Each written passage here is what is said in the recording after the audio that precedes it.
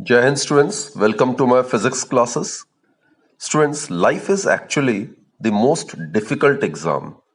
Many people fail because they try to copy others, not realizing the fact that everyone has a different question paper. So, what I mean to say is that every one of you is unique in the sense that you have got your own talent, you have got your own abilities. So, believe in yourself and trust your abilities. With that positive note, students, let's begin today's session. Today, we are going to discuss elastic collision in two dimensions, which is also known as oblique collision. Now, students, these are the two bodies which are colliding, which are assumed to be colliding without any loss of kinetic energy. And after collision, these bodies, if they tend to move along different directions in a plane, then the collision is said to be an elastic collision in two dimensions. Right? So obviously, if u1 is greater than u2, then these two bodies collide, and after suffering collision, these two bodies are assumed to be moving along different directions. Body A moving in a direction making an angle θ1 with the positive x direction, while body B moving in a direction making an angle θ2 with the positive x axis. Right? Now students, the two bodies shall collide obviously when u1 is greater than u2. Now, there is a term which we denoted by small letter b. It is known as impact parameter. I'll elaborate this. Suppose this is one of the body A and this is, students, another body B. This is the center of body A and this is the center of body B. Now, if you draw a line over here, these are the lines passing through the center of these two bodies, isn't it? So this perpendicular distance, it is known as the impact parameter. B stands for the impact parameter. So the distance between the lines passing through the centers of the bodies is called the impact parameter. The impact parameter it gives the measure of directness of the collision. It may be defined as the distance by which the collision misses being head-on. And for a head-on collision, obviously, this B, it would be equal to 0. Students, let's try to construct the equations. The collision under consideration is elastic in nature. Therefore, kinetic energy must be conserved, isn't it? So, since collision is elastic, therefore, kinetic energy of the interacting bodies must be conserved. And kinetic energy, it's a scalar quantity. Thus, total initial kinetic energy of the bodies before collision, it must be exactly equal to the total kinetic energy of the interacting bodies after collision. That is, the first equation would be half m1u1 square plus half m2u2 square. This is the total kinetic energy of the system before collision. It should be equal to half m1v1 square plus half m2v2 square. This is the total kinetic energy of the system after collision, right? So this is the first equation which we have obtained. Now students, as we are aware, momentum is also conserved. Since momentum of the interacting bodies is also conserved. Now the point to be noted is that momentum is a vector quantity. So direction is to be taken into account. Now we will apply the law of conservation of momentum to the x component of the motion. For that, students, let's resolve. The momentum of the body A along this direction is m1v1. Momentum is the product of mass and velocity. Therefore, if we resolve this momentum m1v1 along the x component, it would be m1v1 cos, this is θ1, isn't it? And the component of momentum of body A along the positive y component, it would be equal to m1v1 sin θ1. I have simply resolved m1v1 into two perpendicular components. Similarly, students, the momentum of body B after collision is m2v2 along this direction, making an angle θ2 with the positive x direction. So if you resolve the momentum m2v2 of body B along the positive x direction, the component would be m2v2 cos θ2, isn't it? And the momentum of body B along the negative y-axis, that is along OY dash, it would be equal to m2v2 sin θ2. Clear, students? So let's apply the law of conservation of momentum to the x component of the motion. So applying the law of conservation of momentum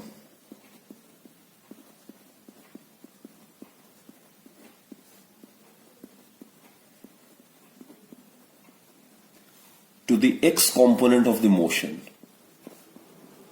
Let us apply the conservation of momentum to the x component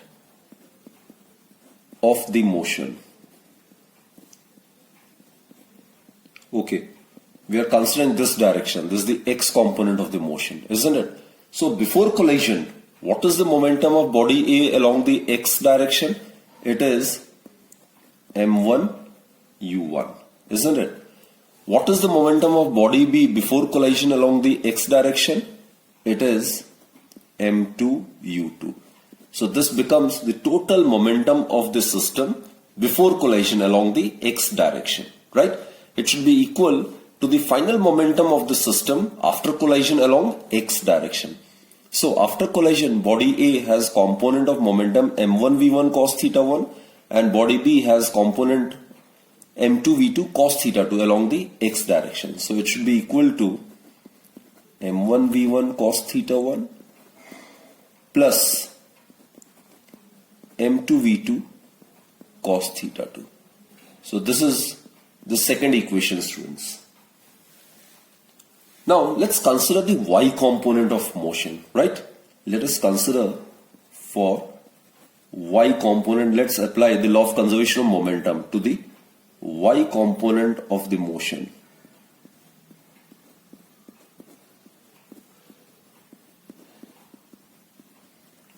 Now look, students, the initial momentum of body A along the y direction, along the vertical axis, it is 0. All the momentum it possesses along the x direction. Its direction of motion initially is along the x direction. So initial momentum of body A along the y direction is 0. Initial momentum of body B along the y-axis is also 0. It is also moving initially along the x direction. So the total initial momentum of the system before collision along the y direction is 0. It should be equal to the total final momentum of these two bodies along the y direction. So this component is m1 v1 sin θ1. It is along OY, right? m1 v1 sin θ1 is along OY, along the positive y-axis, plus m2 v2 sin θ2. This component of momentum of body B is along the negative y-axis, isn't it? That is, it is along OY dash. This is O, this is Y dash, negative y-axis. Therefore, students, the second equation would be 0 is equal to m1 v1 sin θ1. And if you change OY dash into OY, then here negative sign is to be assigned. That is minus m2 v2 sin θ2. This is along positive y-axis, right? Along positive y-axis. So this, student, is equation number 3. So by using these three equations, we can solve any numerical which is based on elastic collision in 2 dimensions. Students, the three equations which we have obtained was this one, half m1 u1 square plus half m2 u2 square is equal to half m1 v1 square plus half m2 v2 square. This is the equation obtained by using the law of conservation of kinetic energy, isn't it? Kinetic energy is conserved in elastic collision. And this is the equation which we have obtained by using law of conservation of momentum along the x direction. And the third equation was obtained by using conservation of momentum along the y direction. Now students, there is a very important result which we need to verify.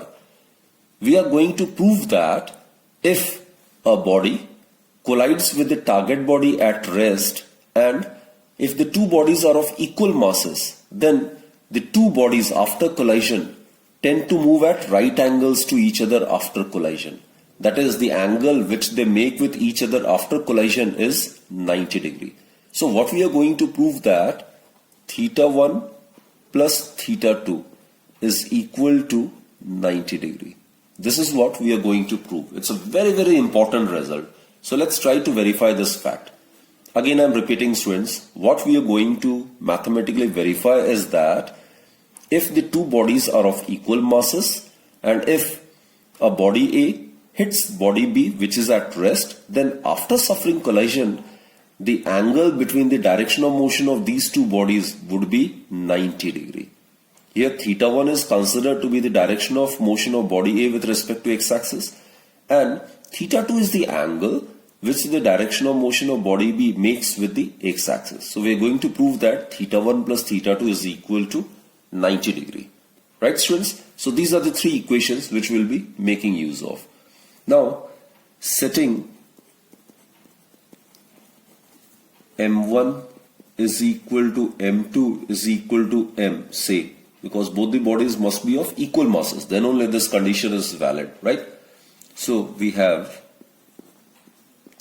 what we get is this equation get reduced to u1 square, u2 is 0, also u2 is 0, target body is at rest. So it get reduced to u1 square is equal to v1 square plus v2 square, right? Or it may also be written as u1 square minus v1 square is equal to v2 square. Put this as equation number 4. Clear students? From equation 1, substituting the value of m1, m2 is equal to m and setting u2 equals to 0, we'll get this, right? Now let's consider this one, equation 2. Let's substitute these values. m, it will get cancelled on both the sides. u2 is 0, so the left hand side will be left with u1. It is equal to v1 cos theta 1 plus v2 cos theta 2. Or students, it can be written as u1 minus v1 cos theta 1 is equal to v2 cos theta 2. Put this as equation number 5. And lastly students, let's make use of this one. Setting m1 equals to m2, we get will get cancelled. So what we get is v1 sin theta is equal to v2 sin theta 2. v1 sin theta 1 equals to v2 sin theta 2, right? Put this as equation 6. Okay. Now what to do is squaring and adding these two equations. So what to do is squaring and adding equations 5th and 6th. What we get is, on the left hand side we'll be having u1 minus v1 cos theta 1 whole square, right, plus v1 sin theta 1 whole square. It would be equal to v2 cos theta 2 whole square plus v2 sin theta 2 whole square. Now let's keep on solving it, right? So what we get is, it is in the form of a minus b whole square. So it is u1 square plus v1 square cos square theta 1 minus twice u1 v1 cos theta 1 plus it will give us v1 square sin square theta 1. Over here it would be v2 square cos square theta 2 plus it will give us V2 square sine square theta 2. Clear, students? So we can rearrange these terms. So what we get is u1 square plus v1 square can be taken as common, isn't it? v1 square is common. Cos square theta 1 plus sin square theta 1 will give us 1. So we'll be left with only v1 square minus twice u1 v1 cos theta 1. And here, if you consider v2 square as common, so we'll be left with cos square theta 2 plus sin square theta 2. That is obviously 1. So here we'll be left with v2 square. Clear, students? So put this as equation number 7. So students, now what we intend to do is, let's substitute the value of v2 square from equation 4 in equation 7. So from equation 4 and 7, what we get is u1 square plus v1 square minus twice u1 v1 cos theta 1 is equal to v2 square. v2 square from equation 4, it can be written as u1 square minus v1 square. Clear, students? So u1 square get cancelled. So we will be left with twice v1 square is equal to twice u1 v1 cos theta 1, which further implies that v1 would be equal to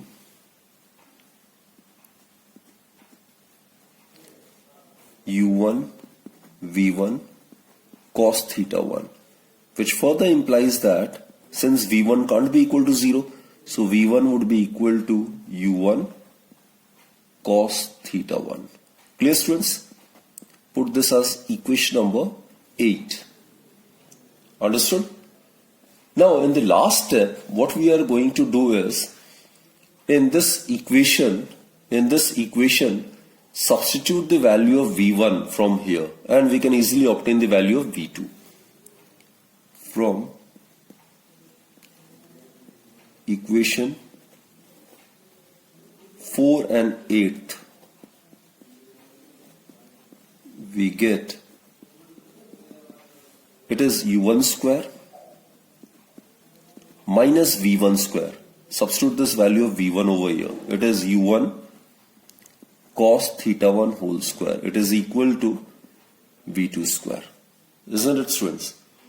So what we get is 1 minus cos square theta 1 would be sin square theta 1. So it can be written as u1 square. It can be taken as common. So 1 minus cos square theta 1. It is equal to v2 square. Or v2 would be given by u1 sin theta 1. Clear, students? 1 minus cos square theta 1 is sin square theta 1. Taking square root on both the sides, we will be left with v2 is equal to u1 sin theta 1. So put this as equation number 9. Okay. Now students, last and the final step, right? What we do is, in this equation, in equation 6, substitute this value of v1 and v2 from 8th and 9th, right? So from equation 6th, what we get is v1 sin theta 1 is equal to v2 sin theta 2. That is, simply substitute the value of v1 and v2 from equation 8th and equation 9th. So v1 is equal to u1 cos theta 1. So that's the value of v1 into sin theta 1. It is equal to v2. v2 is u1 sin theta 1 into sin theta 2. right? So sin theta 1 get cancelled, u1 get cancelled. So what we are left with is, it implies that cos theta 1 is equal to sin theta 2. Right, students? Or we can write this like this also. Cos theta 1, it may be written as cos 90 minus theta 2. Because cos 90 minus theta 2 is equal to sin theta 2. Right? So on comparing both the sides, what we get is theta 1 is equal to 90 minus theta 2, which further implies that theta 1 plus theta 2 is equal to 90 degree. So that's a very, very important result. You need to remember this result as well. We have proved it mathematically, but do remember the result. So students, what we conclude from this is, when the two bodies of equal masses, right, they collide with the target body at rest, then what happens is, we are talking about elastic collision, then what happens is after collision, the angle which their direction of motion makes with each other is 90 degree.